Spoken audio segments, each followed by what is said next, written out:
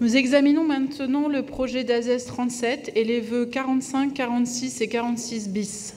Convention de marché de recherche et développement portant sur l'étude d'une population de rongeurs à Paris. La parole est à Geoffroy Boulard. Monsieur le maire, vous avez la parole. Merci Madame la maire, mes chers collègues. Le vœu relatif aux rongeurs dans l'espace public que nous vous proposons fait écho au signalement croissant que nous recevons de la part de nos concitoyens qui s'inquiètent de la recrudescence des rongeurs dont la présence devient de plus en plus visible sur l'espace public. Localement, nous avons pris nos responsabilités et avons soutenu toutes les dispositions prises pour lutter contre ce fléau. Nous avons ainsi accepté la fermeture de squares pendant plusieurs jours afin de permettre des campagnes d'éradication efficaces en l'absence du public. Nous organisons également dans le 17e, le 4 octobre, une réunion publique dédiée à ce sujet qui visera deux objectifs. D'une part, rendre compte sur les actions entreprises par notre collectivité en matière de lutte contre les rongeurs et d'autre part, lancer un appel au civisme et aux bonnes pratiques. Toutefois, nous avons conscience que la population attend une réponse globale et massive face à l'invasion des rats. C'est le sens de ce vœu qui exprime la demande, d'abord, d'une intensification de la lutte contre les rongeurs sur l'ensemble de l'espace public, d'une analyse de l'impact des différentes méthodes de lutte contre les rongeurs et enfin, la démultiplication des opérations de sensibilisation du public et aux bonnes conduites afin d'éviter la prolifération des rats. Je vous remercie. Bravo. Bravo. Merci. Je donne maintenant la parole à Monsieur Thierry Audan pour le groupe PPC. Oui, merci Madame la maire. Le vœu 46 va dans le même sens que le vœu 45. Il a été déposé par Jérôme Dubu et les élus du groupe. Il est clair que dans le 17e, il y a des problèmes de rats, comme je viens de le dire, le maire du 17e, mais il n'y a pas que dans le 17e. Si on suit les journaux publics, aujourd'hui gratuits, on voit que ce matin, on en parlait encore dans tout Paris, des problèmes de rats. Donc je pense qu'il faudrait vraiment mener une action d'ampleur sur tout Paris pour dératiser au maximum notre ville, sachant que les produits utilisés aujourd'hui ne sont pas facilement utilisables pour des raisons de pollution. Donc il faut vraiment que la mairie de Paris prenne globalement en charge ce problème des rats. Je vous remercie. Et donc le vœu 46 concerne particulièrement la place Pereire et la promenade Pereire, mais ça concerne aussi le reste de Paris. Merci. Merci. Pour vous répondre, je vais donner la parole à Bernard Jomier et ensuite je donnerai la parole à Sandrine May pour le groupe GEP qui a demandé une explication de vote sur le vœu 45. Mais tout d'abord, la réponse de l'exécutif. Monsieur Jomier. Bien, merci Madame la maire, merci aux auteurs des vœux. Ça fait plusieurs fois que notre conseil est saisi de la question de la prolifération des rats dans l'espace public à Paris. Je vous rappellerai brièvement que nous avons réuni ici, à l'Hôtel de Ville, l'an dernier, un colloque international des villes sur cette question pour croiser nos approches, pour élaborer un plan d'action. Ce plan d'action a été élaboré, il est public. Il se base sur une approche éthologique, c'est-à-dire une approche du comportement, de l'étude du comportement des rats dans le milieu naturel et en interaction avec les êtres humains et le milieu urbain pour limiter leur population. Ce plan n'est pas un plan d'extermination, ce serait totalement inutile et dangereux. Les rats sont très utiles dans le sous-sol où ils rendent de multiples services. Le problème est que les rats sont remontés en surface pour un ensemble de raisons, vous en avez cité d'ailleurs et vous en rappelez dans leurs vœux, par exemple des changements de comportement des Parisiens, donc une abondance maintenant de nourriture présente dans l'espace public de surface et d'accès aux points d'eau d'ailleurs, qui fait que, conjugué à des travaux, enfin un ensemble de raisons que vous connaissez très bien, les rats se sont multipliés en surface.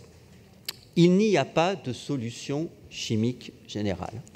Vous l'avez rappelé, Monsieur Audan, il n'existe pas de produit. Si certains avaient des velléités de grands empoisonneurs, les raticides ne sont pas efficaces.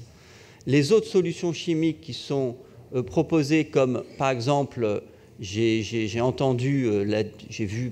lu la distribution de produits contraceptifs aux rats, Je vous signale que ces produits ne sont pas autorisés par la législation européenne en raison de leurs risques sur l'environnement. On dissémine dans l'environnement des produits qui sont des perturbateurs endocriniens.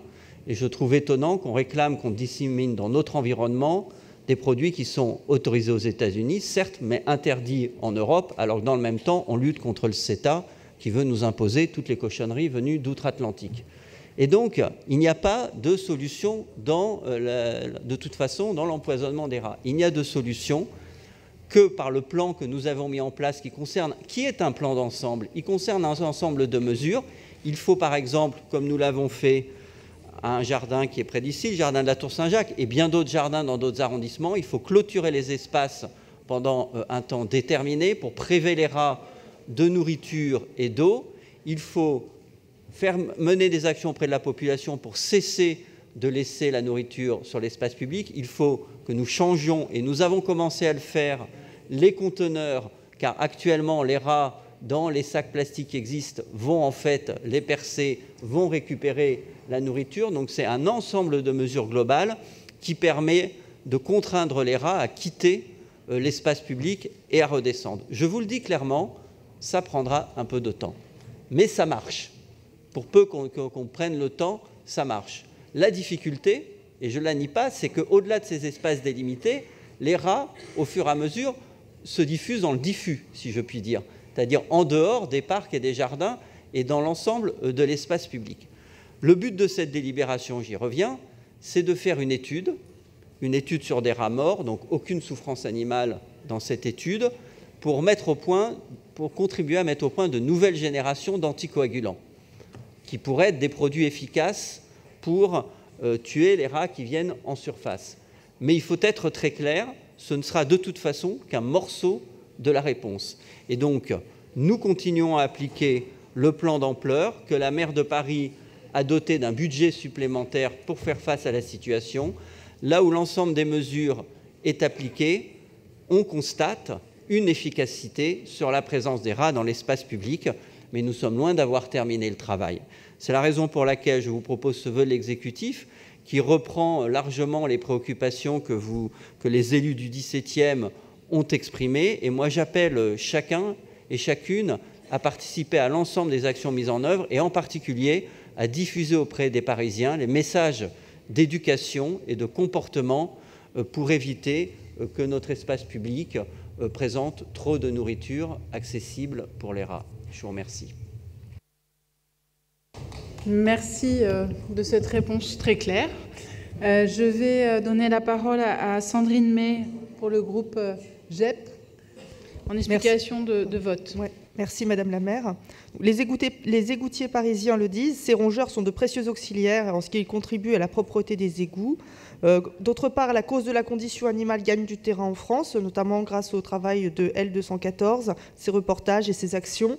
Et cependant, on doit dire que réguler la population des rats à Paris est une nécessité qui est bien sûr partagée par les écologistes. Dans les méthodes de régulation, celle de l'empoisonnement est selon nous la pire. Et c'est aussi une fuite en avant puisque les rongeurs deviennent de plus en plus résistants. Et nous préconisons des méthodes qui ont fait leurs preuves, par exemple le blocage des sites de reproduction et des terriers. Enfin, la prolifération des rats doit nous renvoyer, et c'est ce que nous faisons, au problème d'incivilité, puisque l'augmentation de la population, comme on l'a dit, est aussi due à la présence des déchets sur l'espace public. Donc la ville s'est dotée d'une mission sur la condition animale, et les écologistes demandent que la présente délibération soit retirée de l'ordre du jour, le temps que cette mission examine le bien fondé de la méthode ici proposée, car visiblement nous n'avons pas la même interprétation de la méthode proposée, puisque M. Jomier dit qu'il s'agit d'expérimentation sur des rats morts, et que nous n'avons pas fait la même lecture de la délibération. Si cette délibération ne peut être retirée afin d'être mieux examinée, notamment dans le cadre de la mission sur la condition animale, nous voterons contre. Je vous remercie. Merci. Donc, en réponse aux vœux 45 et 46, l'exécutif a déposé le vœu 46 bis. Le vœu 45 du groupe Les Républicains est-il maintenu, Monsieur Boulard? Oui, nous le maintenons. Et nous aurions souhaité que sur le vœu de l'exécutif, il soit fait mention de notre vœu 45. Ça paraît quand même élémentaire. Quand on propose un vœu du côté de l'exécutif, ce serait bien quand même de citer les vœux qui font référence au sujet en question, et notamment donc, la lutte contre les rongeurs. Monsieur Audin, pour le vœu 46 ? Oui, même réponse. Il est maintenu ? Oui. Ok. Donc, je mets aux voix le vœu 45 du groupe Les Républicains avec un avis défavorable. Qui est pour ? Qui est contre ? Il n'est pas adopté. Je mets aux voix le vœu 46 du groupe Parisien Progressiste et Constructif. Et qui est pour ? Qui est contre ? Qui s'abstient ? Il est rejeté. Je mets aux voix le vœu 46 bis de l'exécutif. Qui est pour ? Qui est contre ? Qui s'abstient ? Il est adopté. Je vous remercie.